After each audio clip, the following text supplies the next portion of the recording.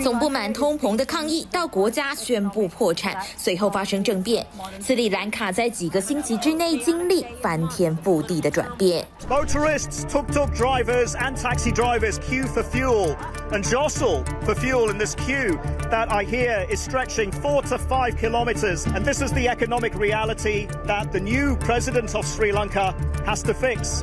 在代理总统接手政权1个月之后，斯里兰卡的政治经济依旧动荡不安，经济学家担心危机还会继续扩大。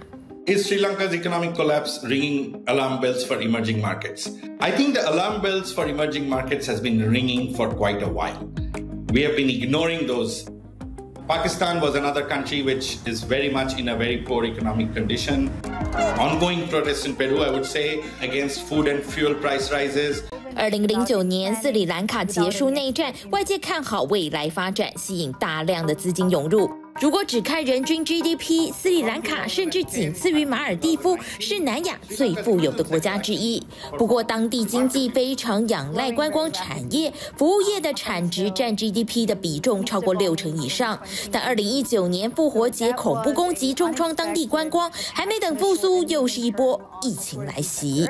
But then the most critical thing was the COVID, which stopped all tourism everywhere in the world. So everyone was hit. And Sri Lanka was no exception. The problem with Sri Lanka was its dependence on tourism for foreign exchange earnings. This crisis was kind of precipitated by the fact that that earning just got wiped out overnight. 疫情硬生生斩断外汇金流，苦撑2年的斯里兰卡好不容易等到疫情缓解，又遭逢俄乌战火带来的粮食危机以及能源价格暴涨。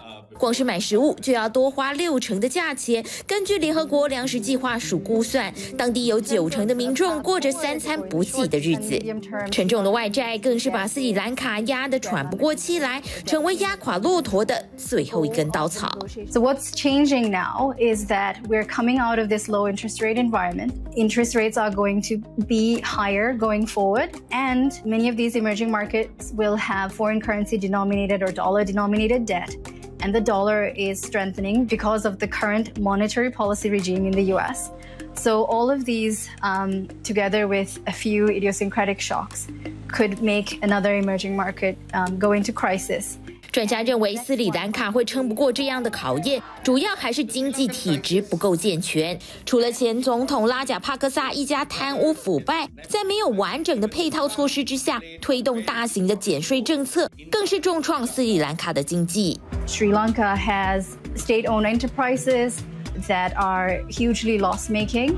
They have regulated industries, state control of a lot of arenas of the financial and economic sector. Just before the COVID shock hit, these tax policies were put Sri Lanka in a place where government revenues fell even further. It was getting harder and harder to service debt.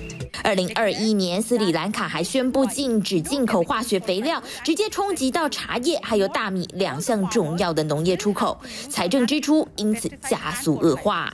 I think the ban on chemical fertilizers was sold as a shift to organic fertilizers and being projected to as an environmental move. But I think the real reason for the ban on chemical fertilizers was to save on foreign exchange because Sri Lanka was already having trouble meeting its debt service obligations.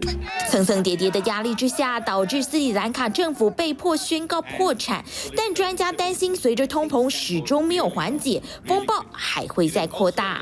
Many countries had similar problems in terms of losing sources of foreign exchange, having their public finances negatively affected. 因此，专家警告，包括巴基斯坦等等欠下大笔外债、政治基础又不够稳固的国家，很可能会出现骨牌效应，拖累本来就疲弱的全球经济成长。TVBS 新闻综合报道。